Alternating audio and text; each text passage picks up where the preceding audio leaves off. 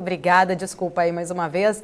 Bom, para a gente começar falando aqui um pouquinho, né? Queria entender um pouquinho a parte mais de estratégia aí, de stock picking mais adequada aí para o cenário doméstico. Como que a gente está falando bastante aqui, né? Esse é um ano que a gente tem muitas incertezas, tem juros subindo, tem todas essas questões políticas, né? Que às vezes a gente entra no âmbito político aqui, as pessoas ficam, né? O lado torcedor mais alto até do que o lado investidor, mas a gente precisa entender que as questões políticas sim influenciam, né? Toda a parte não só de renda variável, mas juros, enfim, várias outras coisas, políticas econômicas por trás de tudo isso. Temos a inflação aí, a gente estava falando também de inflação no mundo como um todo.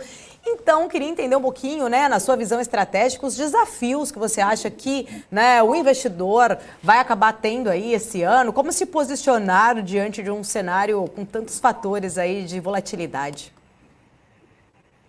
Legal, Paula.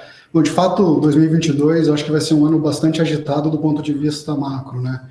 E esses primeiros dias de janeiro, eles apontam para um ano de grande volatilidade e também de oportunidade. Eu acho que é importante quebrar nossa visão aqui em dois principais eventos ou componentes que devem ditar os mercados já em 2022, né? Do lado externo, acho que o principal destaque é o movimento de normalização de taxa de juros nas economias desenvolvidas, principalmente nos Estados Unidos, além do tipo de ferramental que o governo chinês vai acionar para estimular a economia, de modo que o governo consiga entregar aqueles números consistentes com o plano quinquenal de longo prazo, né?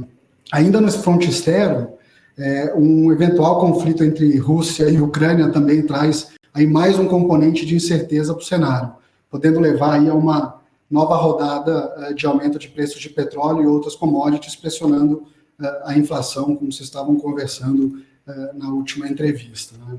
Do lado doméstico, a gente ainda passa no Brasil por um movimento de revisão negativa de expectativas para o crescimento da economia, né? Fruto de um aperto de condições monetárias e financeiras que tem como objetivo reancorar as expectativas de inflação, e não bastasse esse movimento, né, a gente tem a dinâmica de preços também sendo impactada pela volatilidade de um ano eleitoral, como você tinha chamado a atenção, né? Mas, apesar dessas incertezas do cenário atual, a gente aqui na Frontier acredita que existem boas oportunidades à frente, tanto por conta do ponto de partida, né, com várias ações brasileiras negociando aí a descontos muito relevantes, quanto por uma redução de risco que a gente acredita que vai acontecer na medida que o ano avança sobre dois pontos principais aqui no fronte doméstico, tá? O primeiro é relacionado à condução de política monetária e o segundo relacionado ao quadro eleitoral. Com relação a esse ponto de política monetária, né, a gente trabalha aqui com um cenário onde o Copom ele sobe a taxa Selic até mais ou menos 12% na reunião de março, e deixa a Selic aí parada durante o segundo e terceiro trimestre, para já no quarto trimestre de 2022 voltar a cortar juros aqui na medida que o Banco Central ele olha para as expectativas de inflação lá de 2023, né?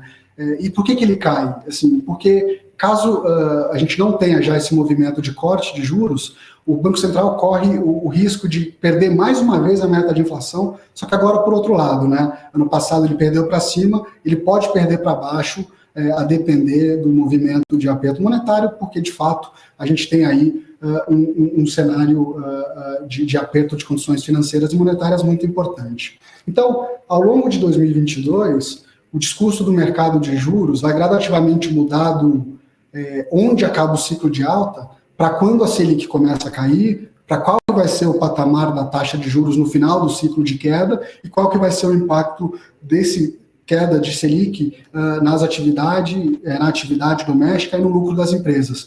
E essa mudança de narrativa, ela tende a ser bastante positiva para os ativos de renda variável como um todo. E para a nossa conversa, aí, o Alan... Assim, pode falar, pode concluir, fica à vontade. Pode falar. Não, perfeito. Assim, só um ponto... boa tarde, Alan. Um ponto com relação ao segundo driver, que são as eleições, né? Eu acho que é importante lembrar que assim, existe ainda, você tem uma certeza que tem muita coisa ainda que vai correr ainda por debaixo dessa ponte, né? Mas a gente acredita que você já tem algumas ações que precificam aí um risco bastante assimétrico do ponto de vista da dinâmica eleitoral. E apesar das pesquisas atuais elas estarem mostrando uma eleição muito polarizada, né, entre o presidente Bolsonaro e o ex-presidente Lula, a única certeza, de novo, que a gente tem aqui é que ainda tem muita coisa a acontecer e que os principais determinantes, eu acho, mais relevantes que a gente vai ter, que é a definição da agenda econômica e, de fato, qual vai ser o arcabouço fiscal de 2023 para frente, elas vão ser definidas muito mais próximas da eleição do que agora. Então, volatilidade no curto prazo, mas com grandes oportunidades em termos de preço. Uhum.